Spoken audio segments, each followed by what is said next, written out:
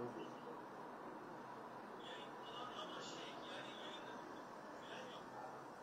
İnternetten yapıyoruz abi. Şeyi yiyor insanlar. Şu anda daha hala internet haklarına falan vurmadıkları için rahatız yani. Görebiliyor musun? Meşhur şey işte bu. Maydan dedikleri meydan burası işte. Karşıdaki özgürlük ekranı. İşte buradan otelde kalıyoruz zaten. Sonra yer değiştiriyoruz işte şeylere göre, söyle ismini. Atılan bombalara göre falan.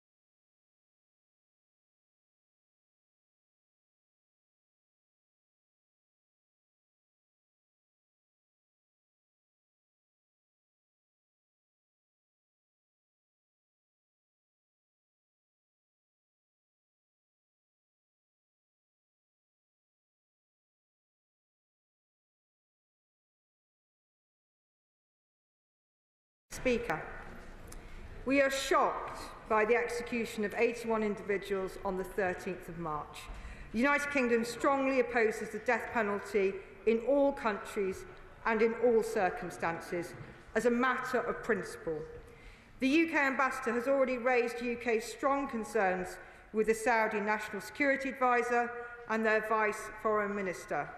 We will continue to raise UK concerns with Saudi counterparts through our ministerial and diplomatic channels and seek further clarification on the details of these cases. No aspect of our relationship with Saudi Arabia prevents us from speaking frankly about human rights. Saudi Arabia remains a Foreign, Commonwealth and Development Office human rights priority country, including because of the use of the death penalty and restrictions on women's rights, freedom of expression and freedom of religion or belief. We regularly raise concerns with the Saudi authorities through diplomatic channels, including ministers, our ambassador and our British embassy. We now come to Chris Bimblin.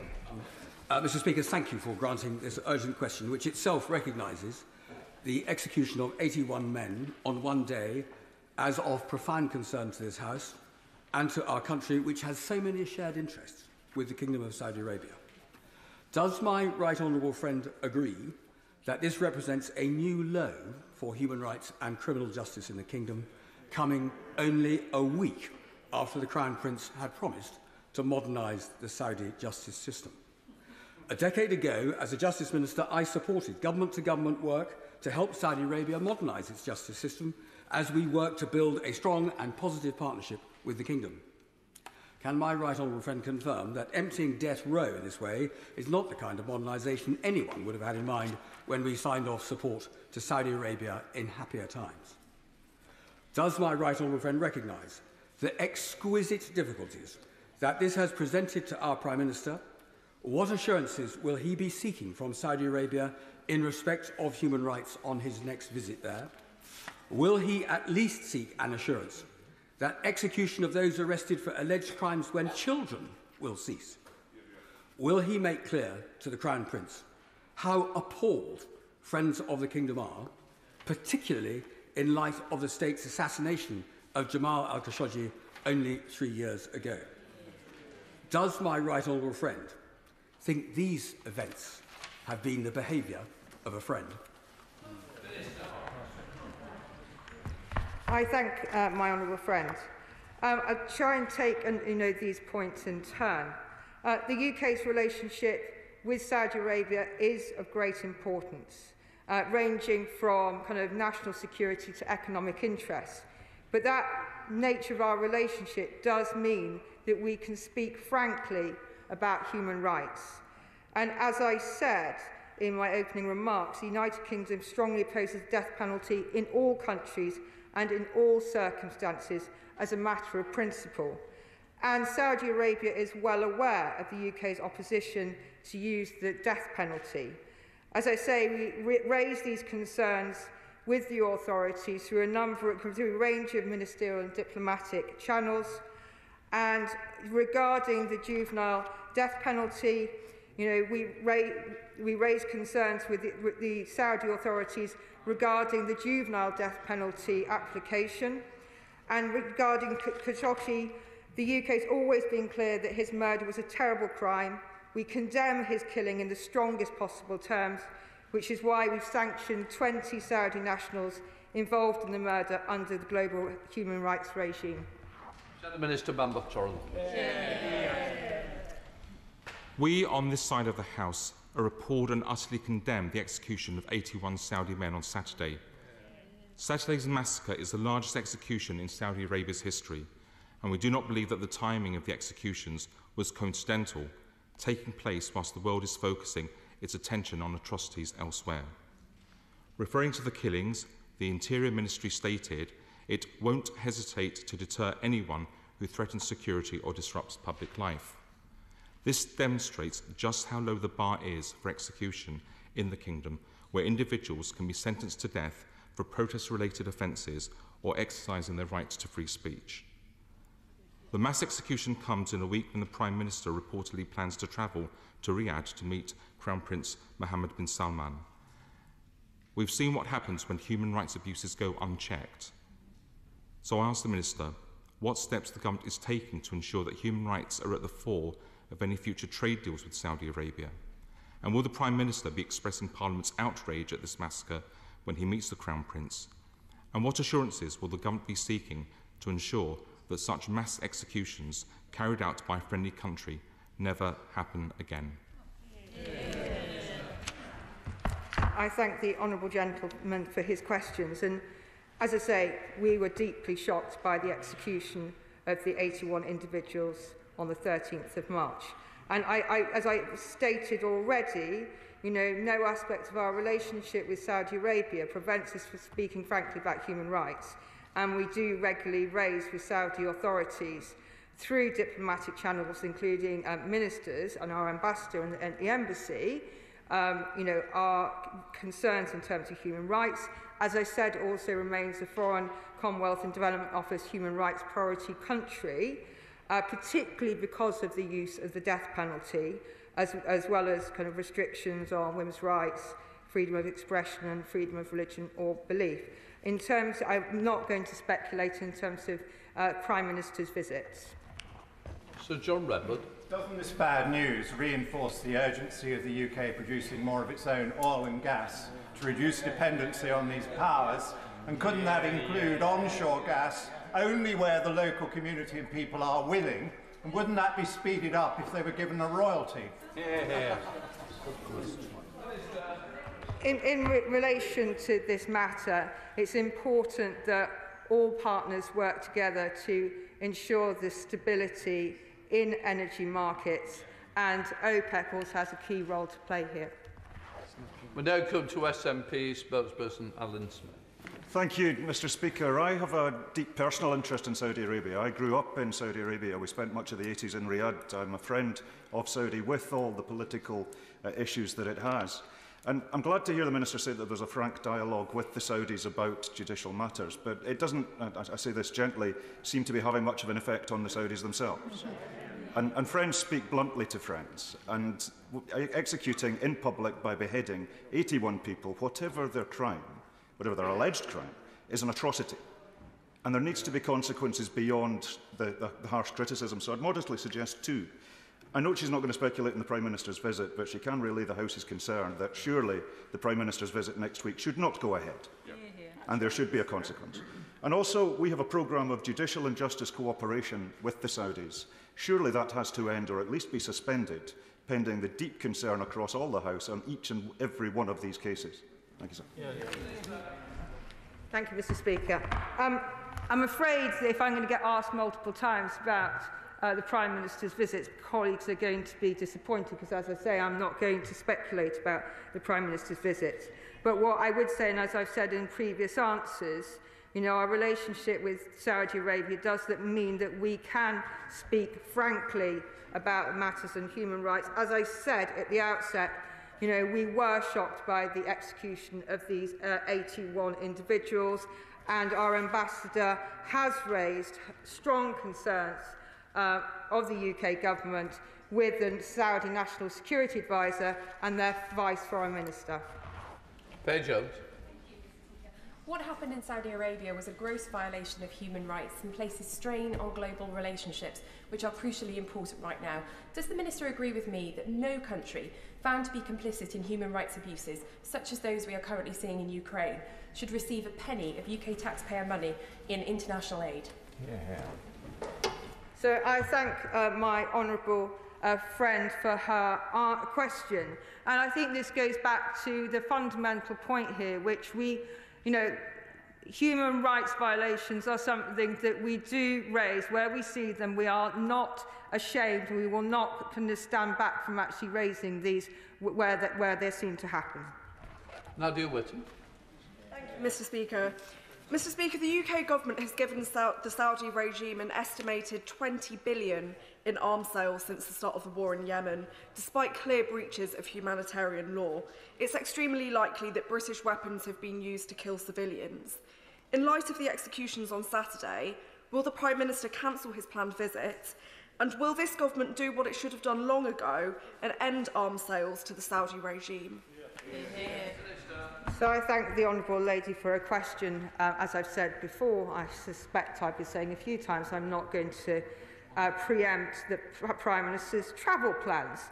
In terms of arms exports, we take our strategic export control responsibilities very seriously. We examine every application on a case-by-case basis against very strict criteria.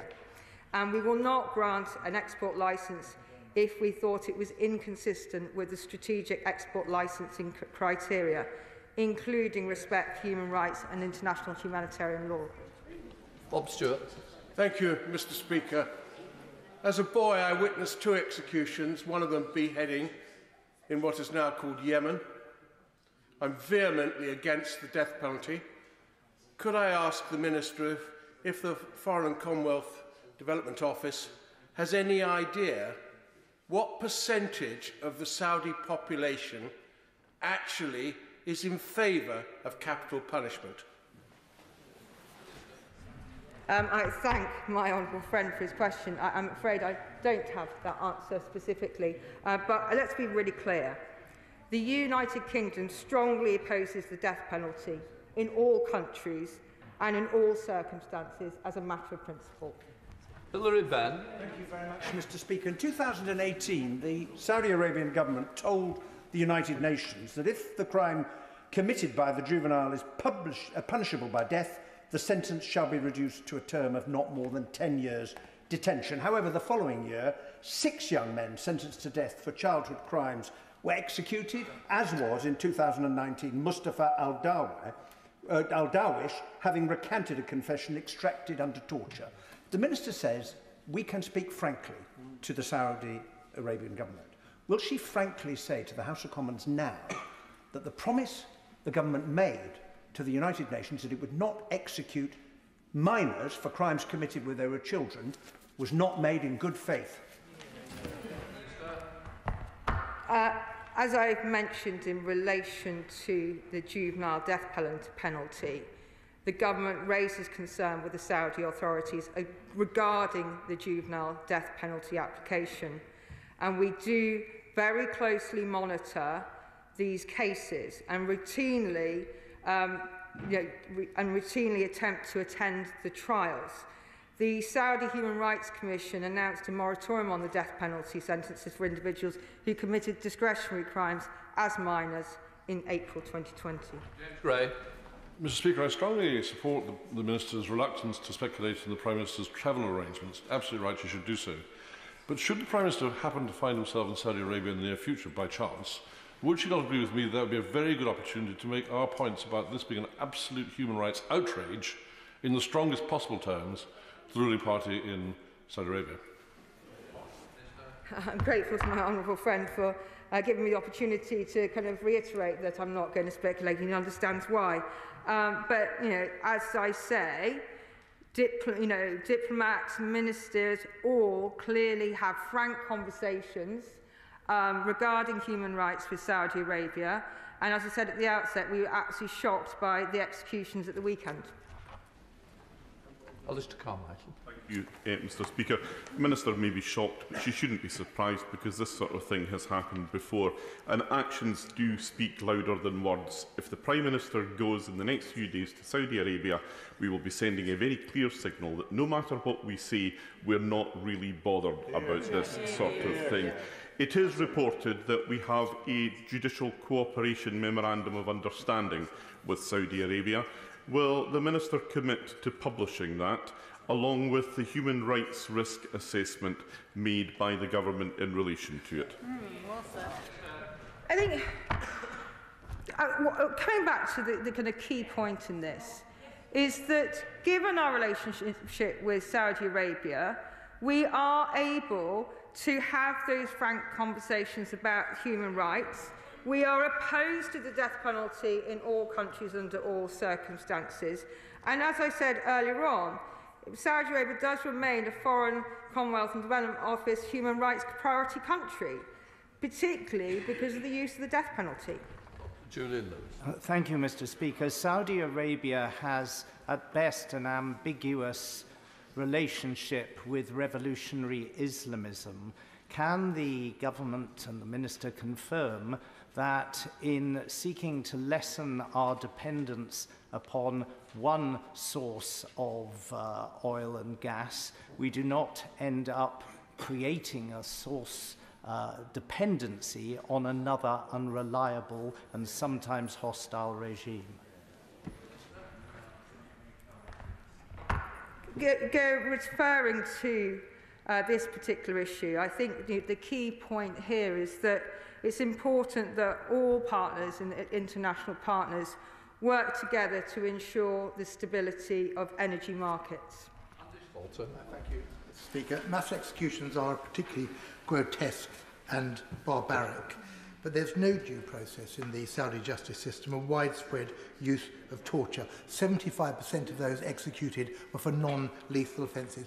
Will she specifically answer about the case of Abdullah al-Hawaiti, again a juvenile when the alleged offence was committed, on death row, awaiting execution at the moment? She's known about that case for months. What representations has she made to the Saudi authorities, and what does she intend to do about that now? So, I've been clear in terms of our opposition to the death penalty. We raise a number of different cases with the Saudi authorities, but I would happily follow up in writing following this urgent question on that particular case. Brendan O'Hara. Speaker, the Greek writer Aesop once said that a man is known by the company that he keeps, and that equally applies to states. This week, while the Prime Minister's former friends in Moscow were committing atrocities in Ukraine, his existing friends in Riyadh were executing 81 people. It is obvious that the oft-repeated words of condemnation mean nothing.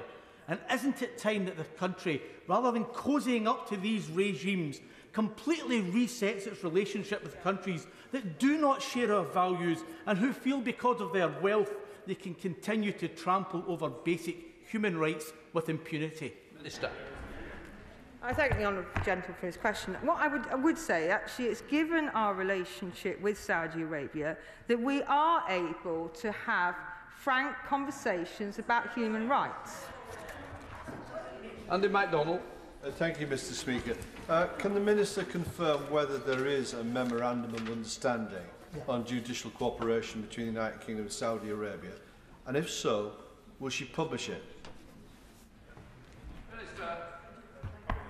As I say, I think I've set out quite clearly the way, the various ways in which we raise kind of human rights with the Saudi Arabian authorities. Thank you, Mr. Speaker.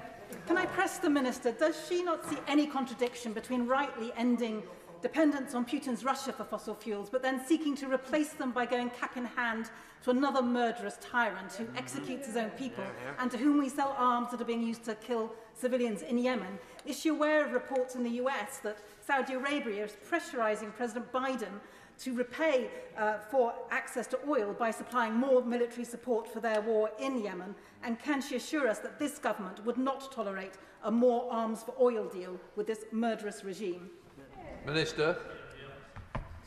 So in terms of energy, I think it's, we do have, following the Russian invasion of Ukraine, rightly, we are having to phase out Russian oil, and which is absolutely the right thing to do. And so it's important that all partners work together to ensure the stability of the markets.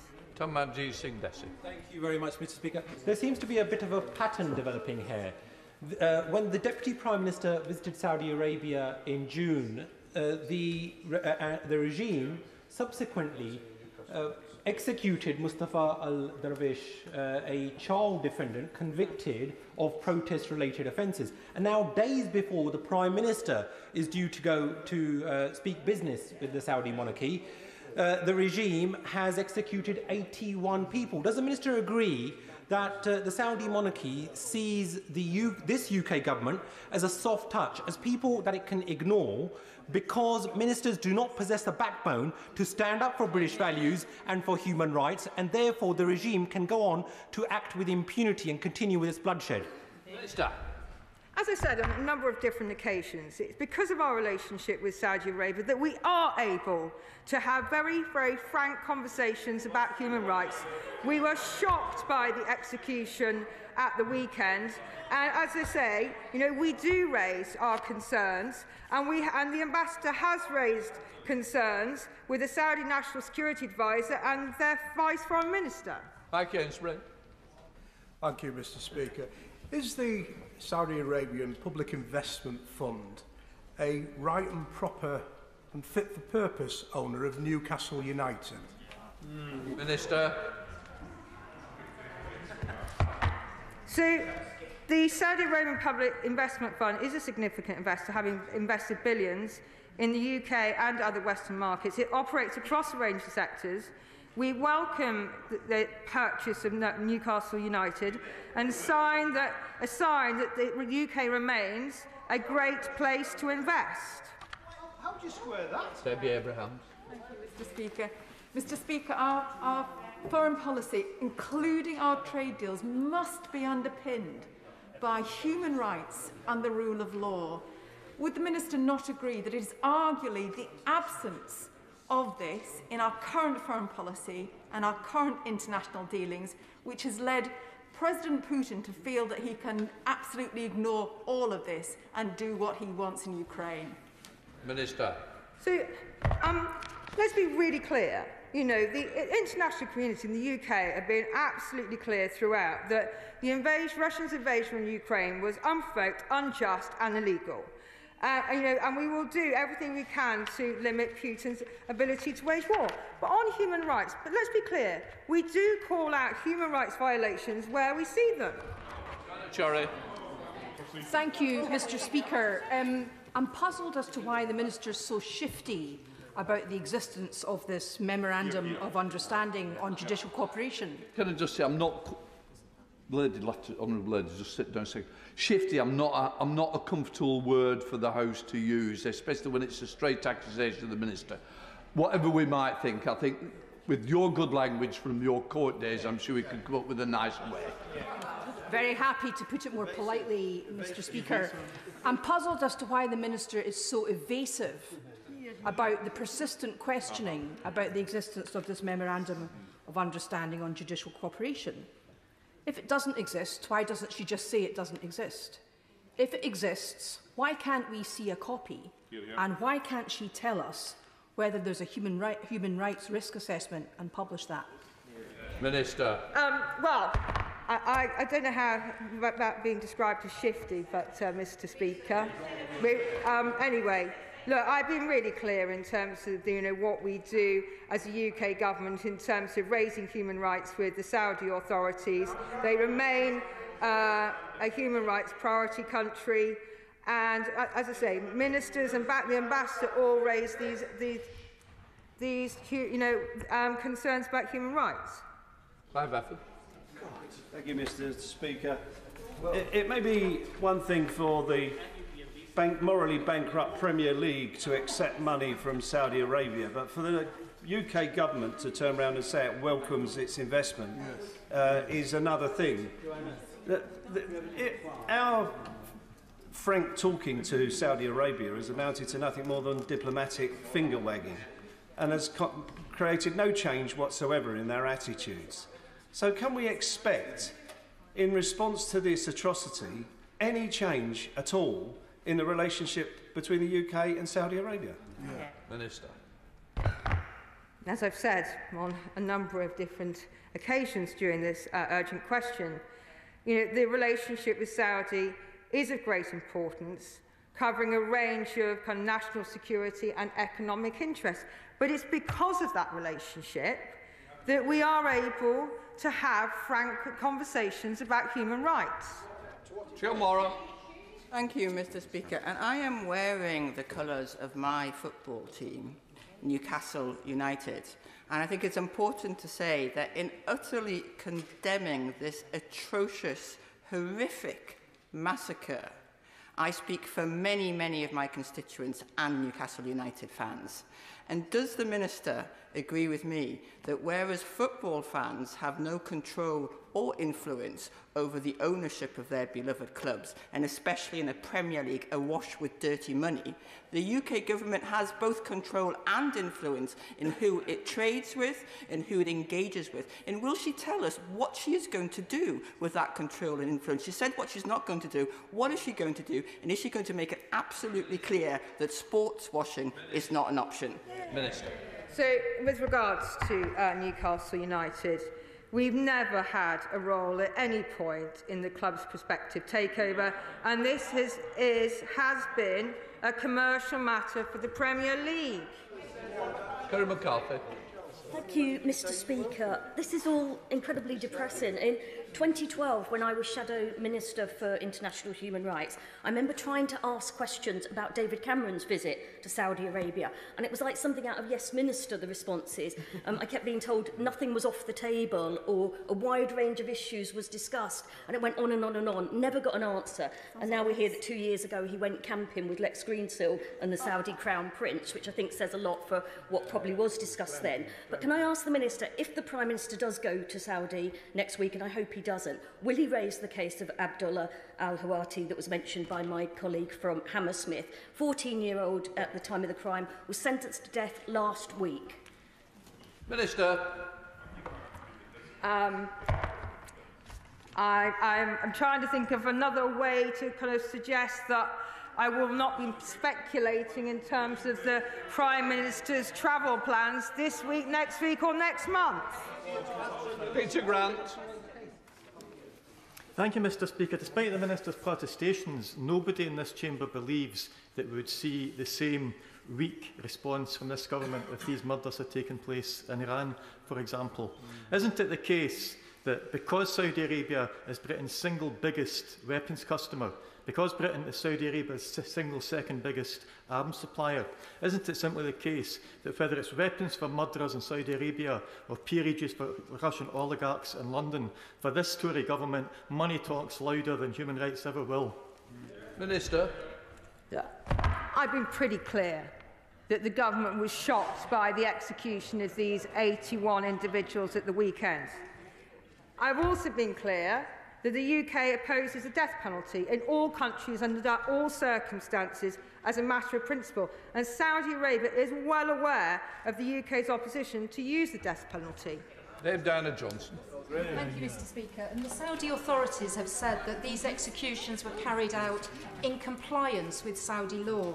So given that we know that the Saudi justice system falls far short of international standards, including obtaining confessions through torture and the use of the Special Criminal Court for the prosecution of human rights defenders and political activists, what recent discussions has the government actually had with the Saudi authorities about the failings of the Saudi justice system and the cases of those in jail for trying to exercise their fundamental human rights? Yeah. So, as I say, we regularly raise concerns about human rights, but specifically Lord Ahmed, the Minister responsible for human rights, raised them during his visit to Saudi Arabia earlier in February. Mike Kane. Pope Francis recently said, Mr. Speaker, that the death penalty is an attack on the inviolability and dignity of the human person, inadmissible in all cases. Following on from the member for Beckenham, there are 1.7 million Catholics who live in Saudi Arabia, 8% of the population.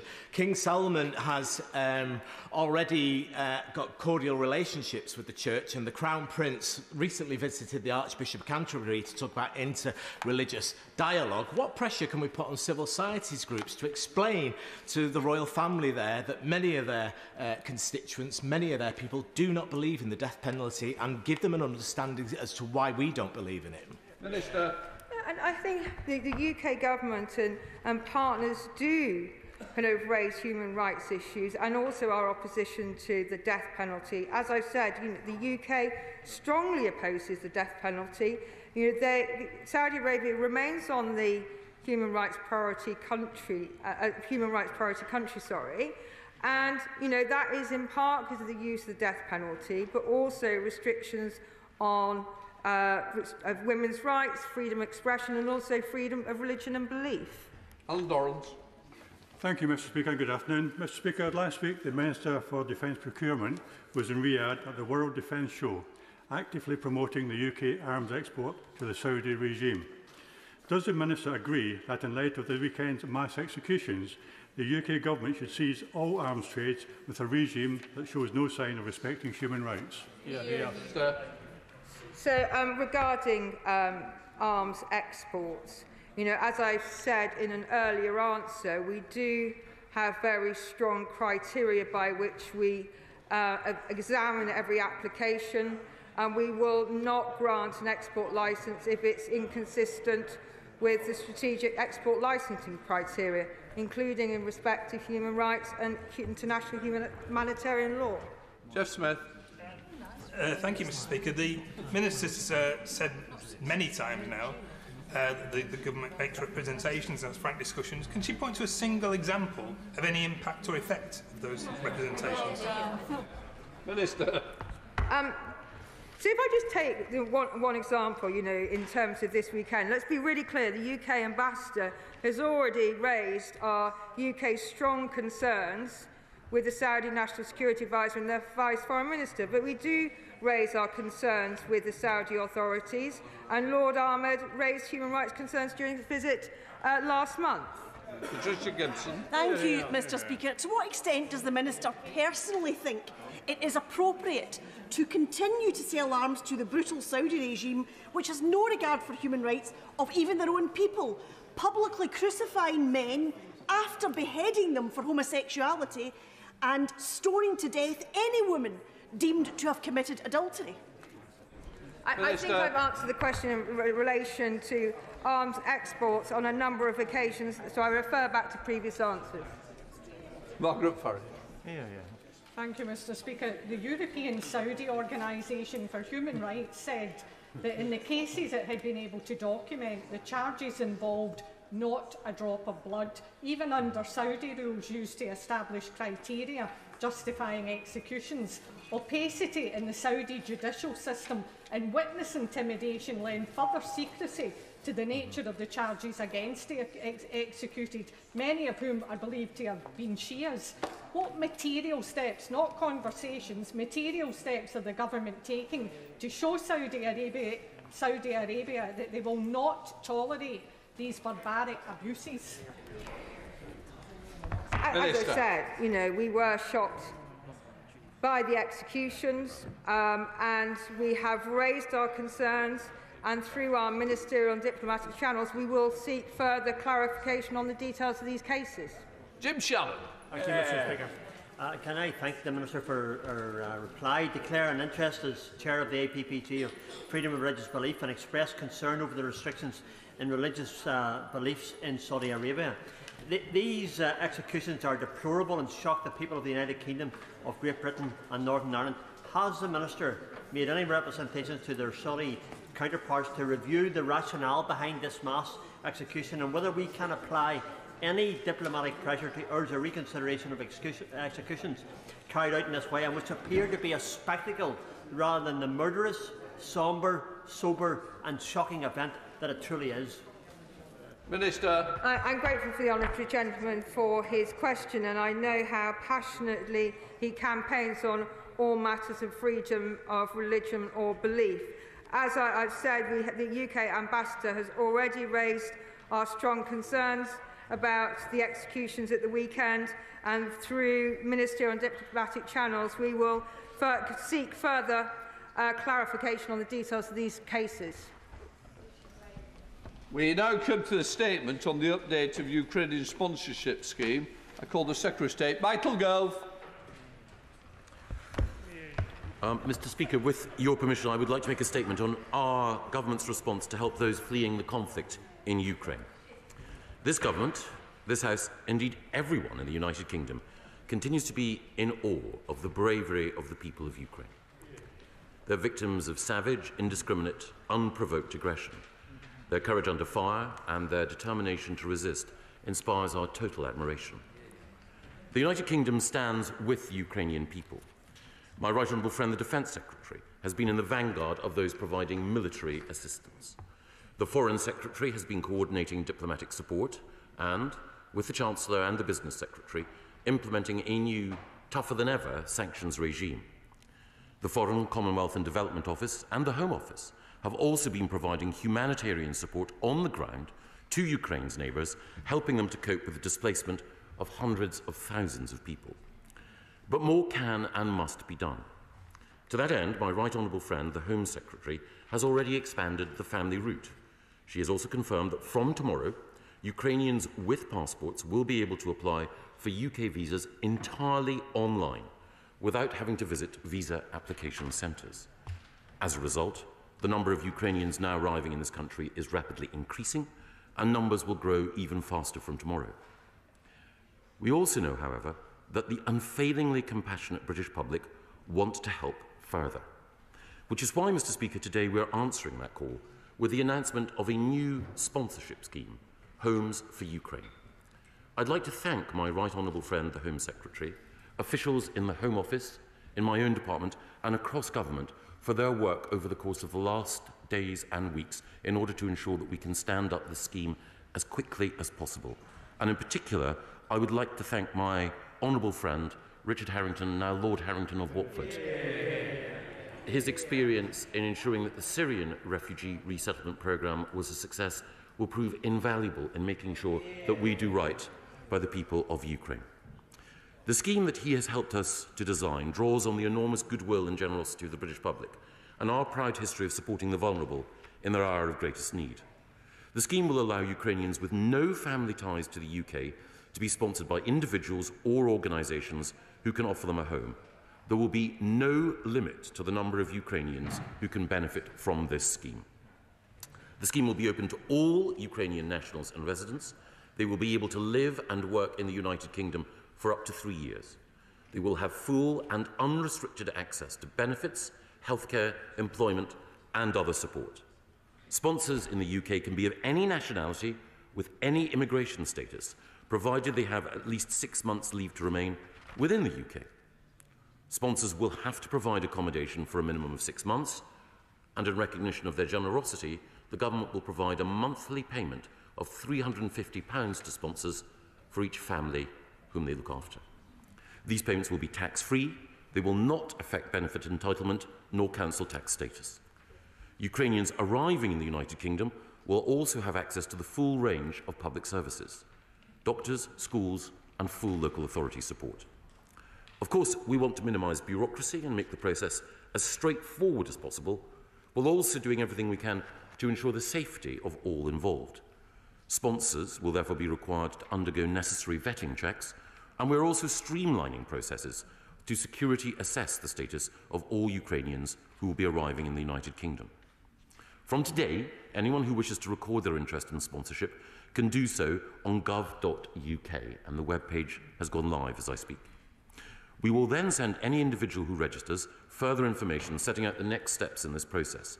We'll outline what is required of a sponsor, and we will set out how sponsors can identify a named Ukrainian individual or family who can then take up each sponsorship offer.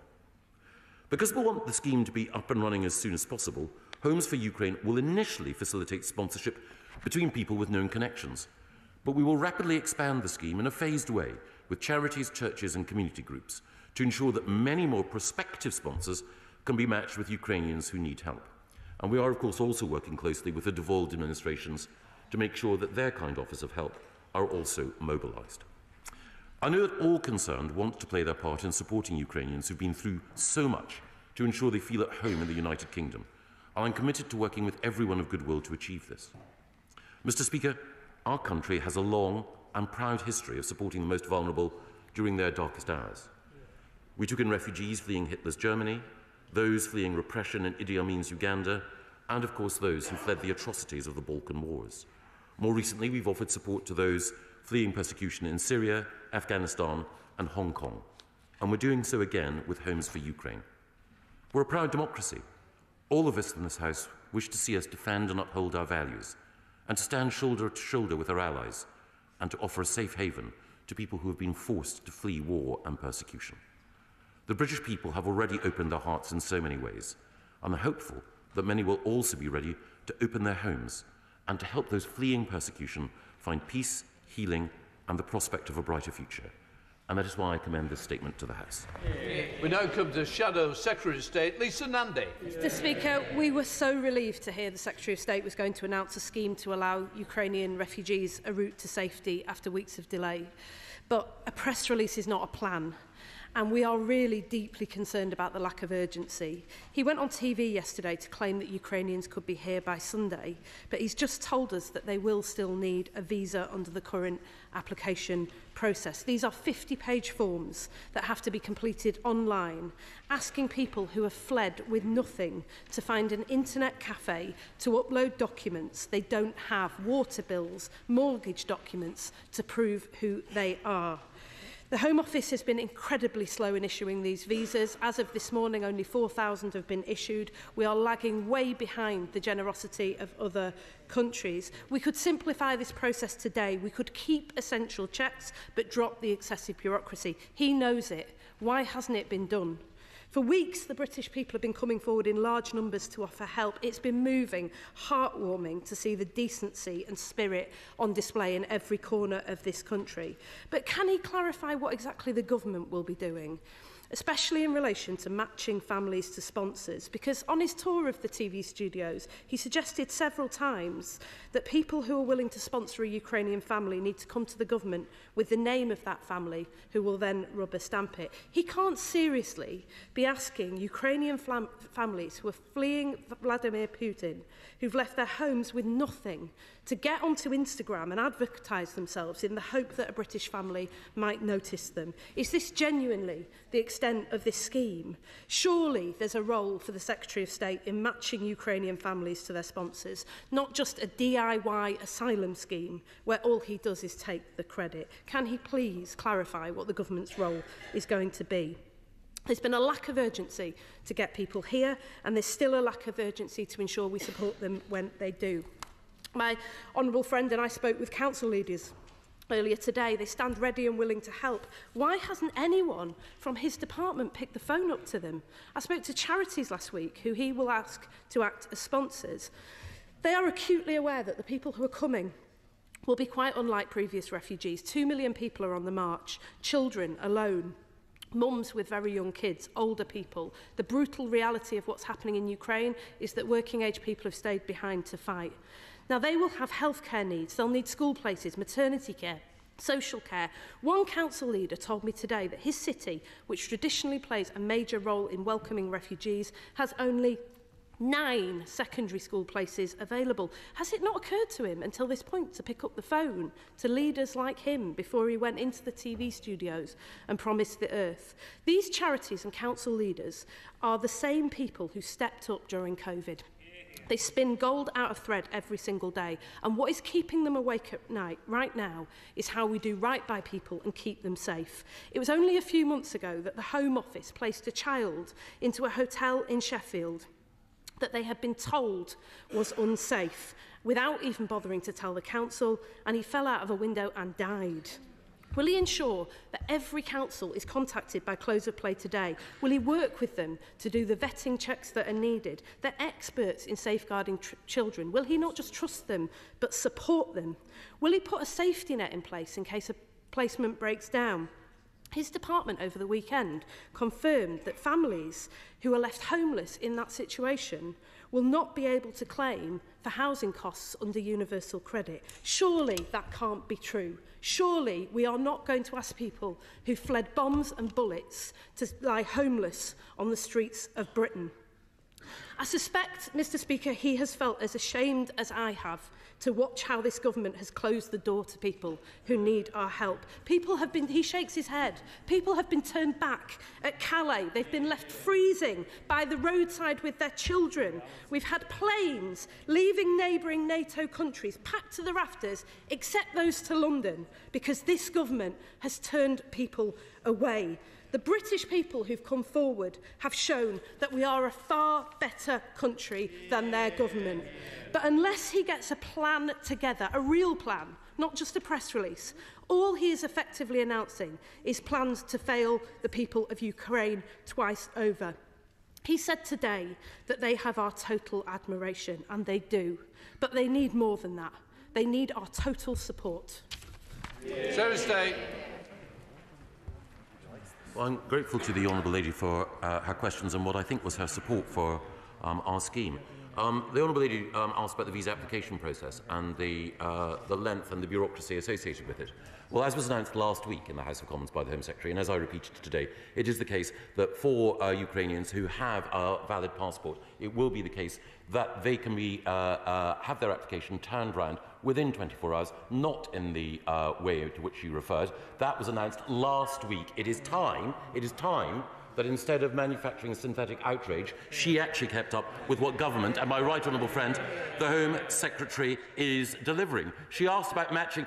She's already had a go. She asked about matching families and sponsors. We are moving as quickly as possible in order to ensure, working with NGOs and local government, that individuals in need can be found, the families and the sponsors whom they need, in order to get people into this country as quickly as possible. I'm grateful to the Honourable Lady for speaking to people in local government this morning. I was speaking to people in local government 10 days ago in order to ensure that this scheme was capable of being delivered. She asks why it is that we are requiring matching in the way that we are. It's because our scheme has been developed in partnership with non-governmental organisations who have welcomed our approach. We've been doing the practical work of ensuring that refugee organisations on the ground can help to shape our response in order to help those most in need. Now, I know that the Honourable Lady wants to help. I believe that everyone in this House wants to ensure that the scheme is successful. So she makes a number of valid points about the need for school places. That is why there is additional funding available to every local authority that will take refugees in order to ensure that school places are provided. She asks about wraparound care. We're providing additional funding to local government in order to ensure that the expertise required in order to provide those who've been traumatised with the support they need will also be there. She asks about the rapidity with which vetting checks, but also the comprehensive nature of those vetting checks, can be guaranteed. We've been working with the Home Office in order to streamline that process so it is quickly as possible, but also to ensure, as she quite rightly pointed out, that we do not place vulnerable children in accommodation where they might be at risk. In all of these cases, every single one of the points that she has made has been addressed by officials, NGOs and those in local government in order to make sure that our scheme works. It now falls to the Honourable Lady, her questions having been answered, to get behind this scheme, to support those open-hearted British people who want to ensure that we can do everything possible in order to help those in need. It is time to rise above partisan politics and to recognise that this is a united effort in which our colleagues in devolved administrations and those in NGOs are working with the government to put humanity first. Sir Roger Gale. Mr. Speaker, my right honourable friend has generated a great deal of progress in the last few days, but he'll understand that we still have a very long way to go. I don't want to bore the House or you, Mr. Speaker, with the experiences that I had in France last weekend, but I learnt a lot from them. I'd be very grateful because we need a meet and greet system, and there are other things that we need to put in place very quickly indeed if this is going to work. So would my right honourable friend or Lord Harrington meet with me either today or tomorrow to make sure that we can avoid some of the elephant traps that face us if we don't get this right? Yes, I'm very grateful to my honourable friend who, over the course of the last 10 days, has been in touch with me daily in order to outline offers of help from his constituents and others, a model constituency MP and a humanitarian. And Lord Harrington will meet my honourable friend tomorrow in order to make sure that we can operationalise those offers of help. We come to SNP spokesperson Stuart C. MacDonald. Thank you very much, Mr Speaker. And can I start also by thanking people across the UK who have come forward with incredibly generous offers of accommodation and support for Ukrainians. And of course, we will do whatever we can to support this initiative. But we do very much regret that it is only phase 1 today. Things are still not going fast enough. And we will also continue to argue that the best response available to the government is to stop asking Ukrainians to apply for visas altogether. On that point, why are people accepted onto this scheme still going to have to apply for a visa as well? Yes, of course, some of these people may be able to apply online, but an online process is not necessarily a fast process either. On sponsorship, we welcome that people with limited leave to remain will now be able to be sponsors, but when does he anticipate that charities, churches and community groups can also play their part? He explained a little bit about the vetting processes, but how will sponsors be supported to undertake their role? And that's not just a question of cash. And what happens if a sponsorship does not work out? What move-on support will be available? On financial support, Mr Speaker, will the £350 per month be available to sponsors such as community groups as well as to individuals? Does access to public funds mean full access, including the housing element of universal credit? And is there £10,000 local authority support per person, as was reported in the press? And what about the most vulnerable people, the orphans, the very elderly and the others who will never know about this scheme's existence, never mind how to apply? Can, for example, UNHCR refer someone onto this scheme or for resettlement? And what support would be provided in those circumstances? And finally, Mr Speaker, what discussions has he had with the Scottish and Welsh governments about their request to operate as super sponsors, and will he endeavour to make that work? Well, I'm very grateful to the honourable gentleman for his questions, and I thank him for his support for the scheme. He makes the point about making sure that we can speed up all of the security and visa checks as quickly as possible. Well, as I mentioned earlier, my right honourable friend, the Home Secretary, has already acted in that regard. It is the case that from tomorrow, anyone with a Ukrainian passport will be able to apply online and should, thanks to a surge in the number of caseworkers in the Home Office, be able to have permission very quickly granted, turned round, a PDF will be sent straight to them. They can then fly into this country to a warm welcome. And it is the case as a result of that, that in our visa application centres, the surge of staff there will be able to deal with those individuals who, for whatever reason, do not have a passport or the capacity to secure one quickly, and that means that we can more quickly process the number of Ukrainians who wish to come here. As was pointed out earlier, 4,000 visas have been granted. The numbers are due to surge during the course of this week. He makes the point that charities, churches and community groups have all stepped up. We want to ensure that we are working with all of them during the course of this week in order to facilitate their role, not just in matching individual sponsors and Ukrainians who might benefit, but also extending the reach of support that we give, so it's not just a roof over someone's head, it is also the valuable interpersonal support of which so many are capable. And I had the opportunity when I was chatting to faith groups earlier today to talk not just to representatives of the Ukrainian churches, but also the Church of England, the Church of Scotland, the Roman Catholic Church, including the Roman Catholic bishops in Scotland, all of whom are anxious to ensure that we do everything that we can to help. We will ensure that for those individuals who, for whatever reason, may find that a sponsorship solution doesn't work for them, that the local government partners with whom we're working and the charity partners with whom we're working receive the resource they require.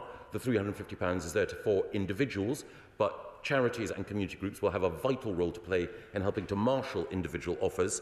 He makes the point about those unaccompanied minors, orphans and others who need our support. We're working with those on the ground in order to ensure that we can have the right solution for them. And he finally asked about working with the devolved administrations. I was grateful to the First Ministers of Scotland and Wales for their generous offer to act as super sponsors, and we're doing everything we can in order to facilitate that. And my officials are working with those in the Scottish and the Welsh Government in order to ensure that we can do so in a way that enables everyone to live up to their responsibilities. Caroline Noakes. Speaker, I really welcome my right honourable friend's statement, and he's answered many of the questions that arose over the weekend. But can I specifically press him on when he expects phase 2 to start and what work is already going on with NGOs? They make the point that they have many people who are already DBS checked, but the volunteers coming forward from my constituency tend not to be. We know that there are already backlogs in DBS checking, so can he assure me that that will be speeded up? And a very practical question, what about somebody who is planning to move home over the course of the next 6 months? Will they still be able to take part, even if their address changes? Three very good points. We're working this week with civil society and NGOs. Indeed, I and Lord Harrington met them in order to ensure that we can expedite phase 2 as quickly as possible, and we'll update the House in real time over the next few days. On the second point about safeguarding, we're working with the Home Office. We don't believe we need to have full DBS checks in order to make sure that someone is an appropriate sponsor. It will often be the case that very light-touch criminal checks will be sufficient, and then local authorities can be supported in order to make sure that people are safe, in line with the questions from the opposition, points that she made much more sharply, of course. And then, if people are moving house, something, of course, which I've had to do recently, then we will do everything possible in order to facilitate their support. Chair of the Select Committee, Clive Betts. Thank you, Mr. Speaker. Say to the Secretary of State, I think in principle there will be general support for a scheme that allows individuals to welcome refugees into their home. I think in principle that is certainly accepted. In terms of some details, he accepted there would be cost to local authorities, who will be key to making this work. I'm sure he accepts that. Has he agreed with the LGA, and I declare my interest as Vice President of the LGA, the costs that they're going to get to cover education and other wraparound support services? Will those costs apply to people who come over on the community sponsorship scheme and on the family scheme as well? And what about individuals who come here as family members, but the family can't actually accommodate them in their homes because of the size of the refugees who are coming over, the number involved? What we're going to do to accommodate those people? How is that accommodation going to be provided? What's the plan for that as well? Well, I'm very grateful to the Chairman of the Select Committee for his questions. It is the case that the amount of money that we're giving to local government is based on the Afghan resettlement scheme. So the amount of money that will be given to local authorities for the early years, for primary and for secondary education matches exactly. And indeed the overall local authority tariff, I hate to use the word tariff when we're talking about human beings, but that will be exactly the same. So we're building on the arrangements that we had with the LGA, and I've been in touch with James Jimison, the leader of the LGA, as well as individual council leaders, to outline the level of support. Obviously, we keep things under review in order to make sure the local government has what it needs. The second point, of course, about people who come under the family scheme,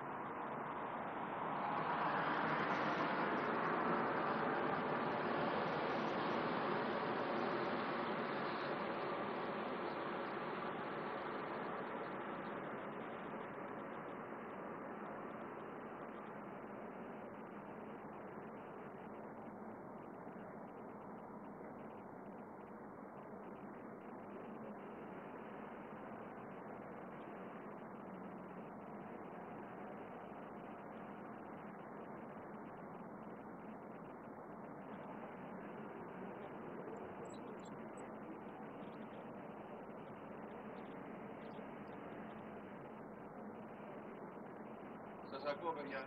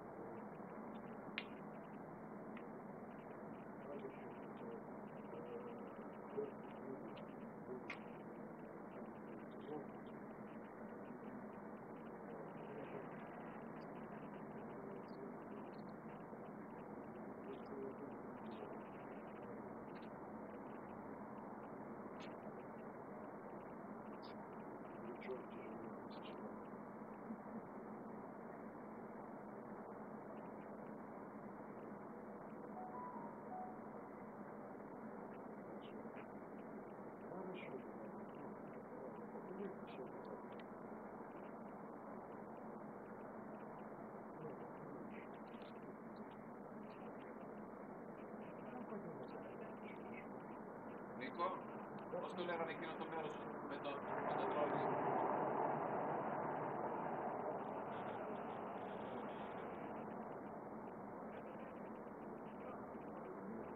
Πώς?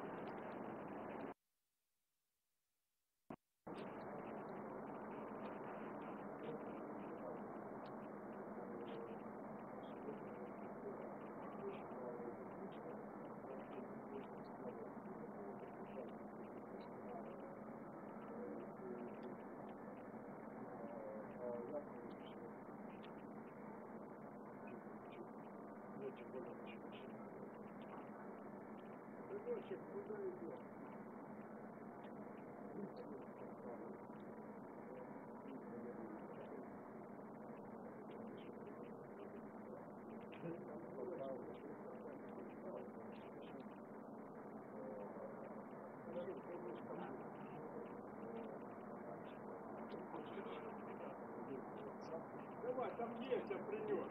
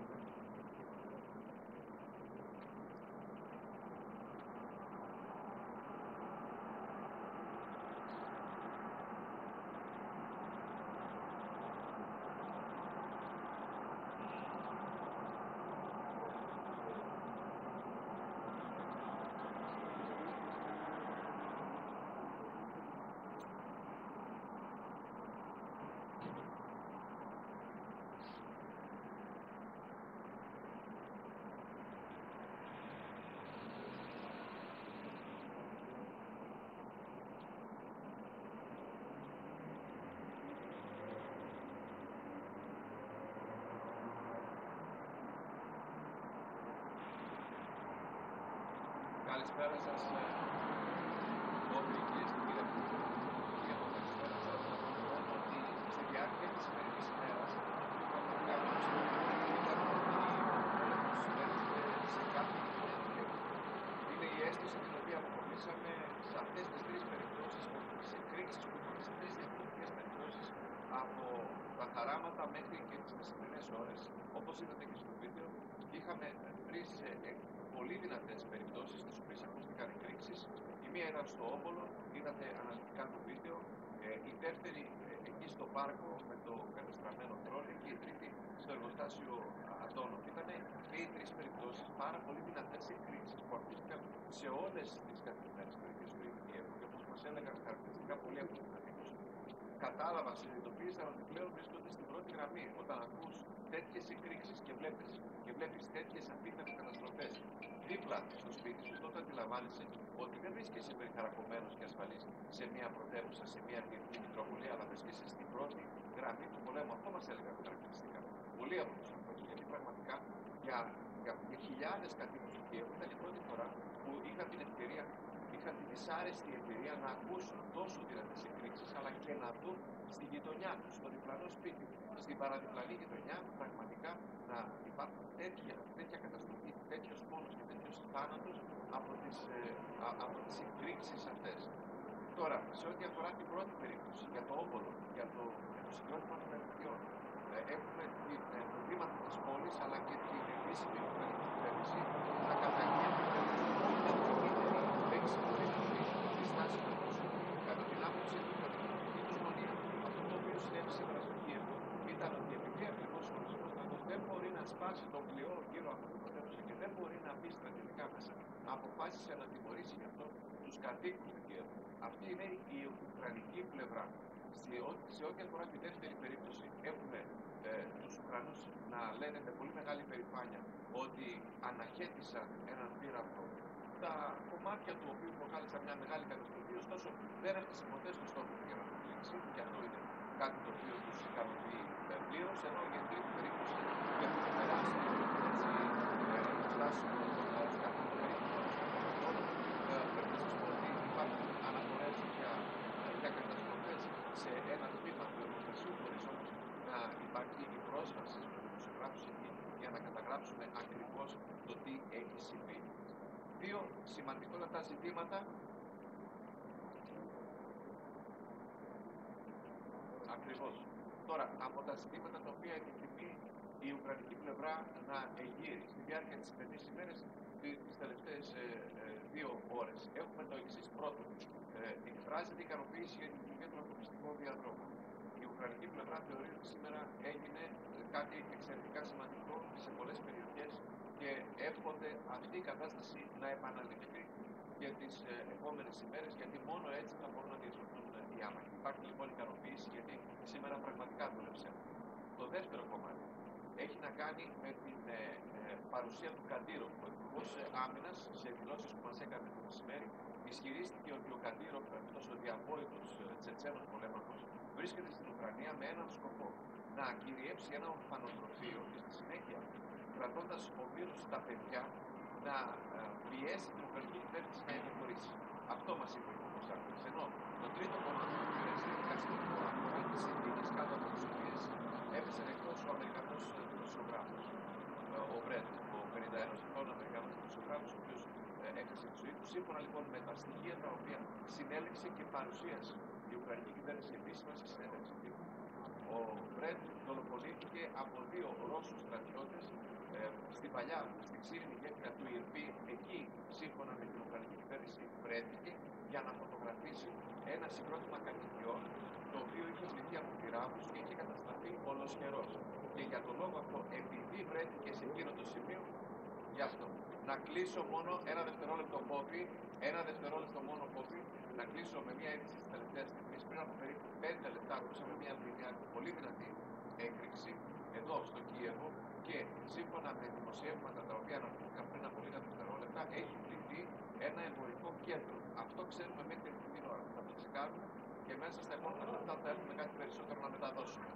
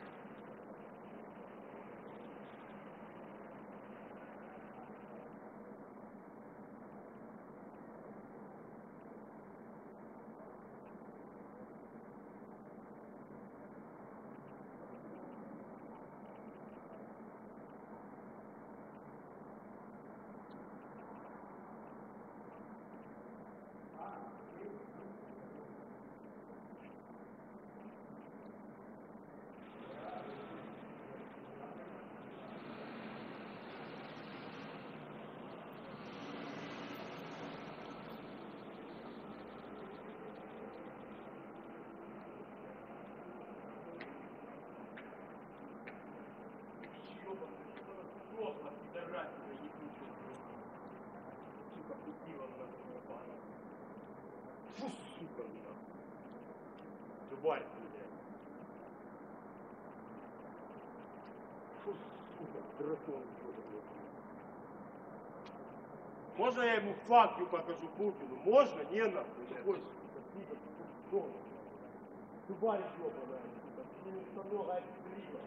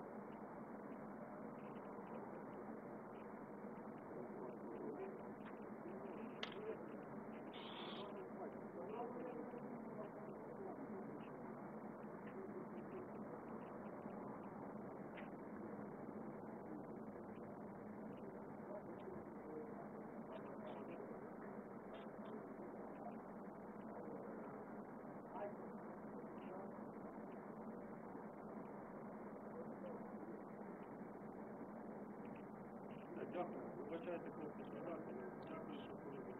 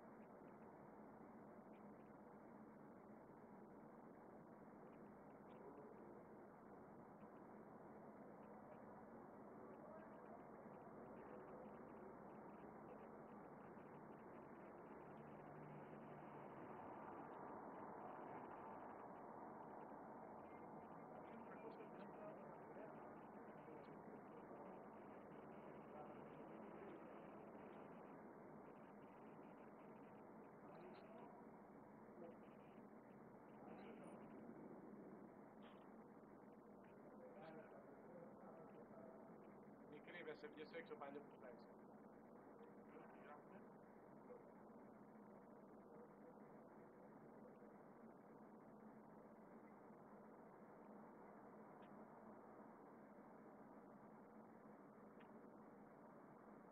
Πού ρε μαλάκα.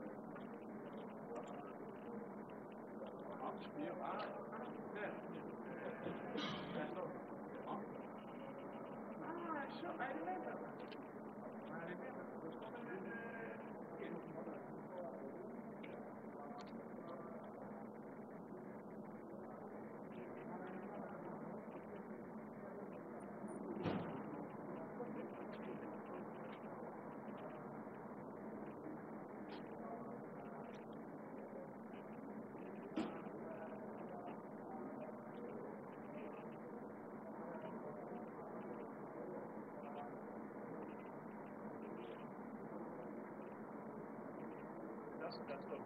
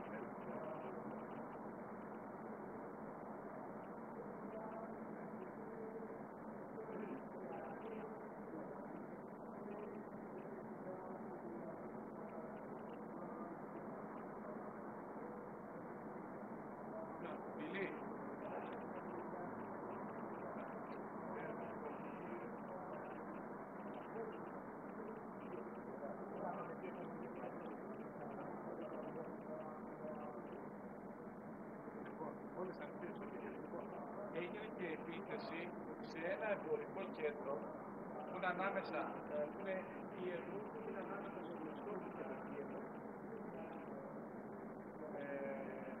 Έρχεται ένα φύλακο.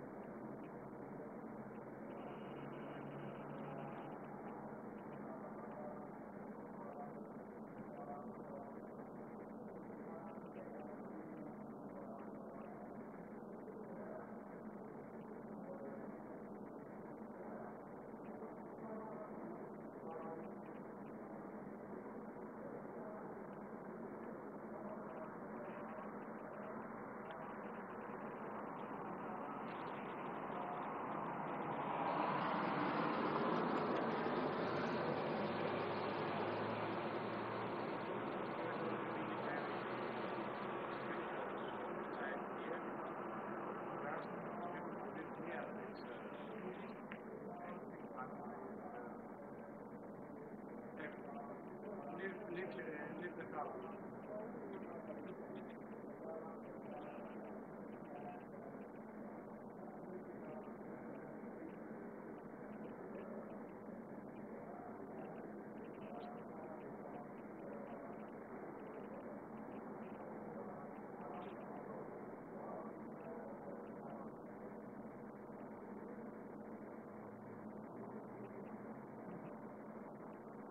Actually, that the business for this military background started in Ukraine, and they didn't deploy to there, and the militaries go down.